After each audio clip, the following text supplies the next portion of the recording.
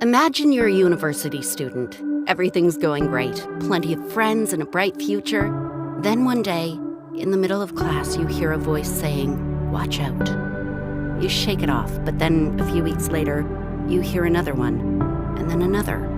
At first you think, this isn't real, but the voices get louder and insistent, drowning out everything, filling you with anxiety, confusion, and loneliness.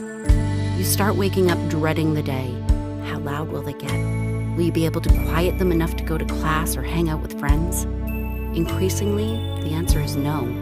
You start skipping classes and avoiding people. Before long, you hardly ever leave your dorm or even get out of bed. One day, a friend knocks on your door. She's worried. She insists you see a doctor. You're scared, but eventually you agree.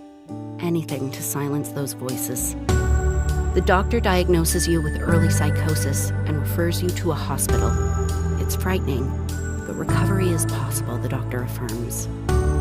After a few weeks of care and assessment in hospital, you feel more like yourself again. Medications helped calm the voices, and now you understand the illness. Now you're ready to leave, and your hospital's care team reached out to the nonprofit Coast Mental Health as part of your long-term recovery plan. Sarah, a community mental health worker from Coast, comes to visit and offers you a place at Watson House, a community home for young people who've experienced psychosis.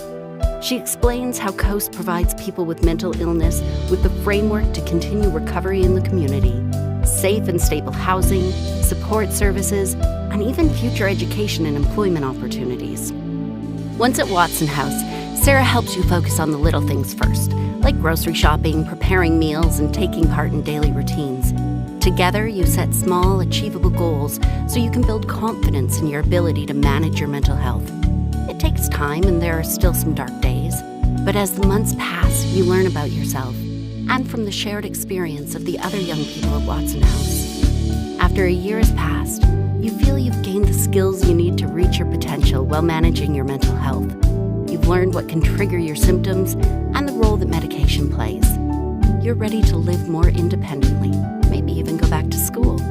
With Sarah's help, you now have your own apartment in one of Coast's supported living buildings with continual access to Coast's community mental health team. Another year passes and you're taking some courses at school.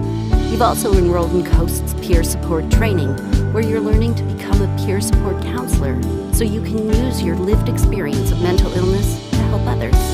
And those voices in your head, they're gone now. Quieted by the compassion of people like Sarah, who could see your potential, and quieted by your own courage to believe recovery is possible.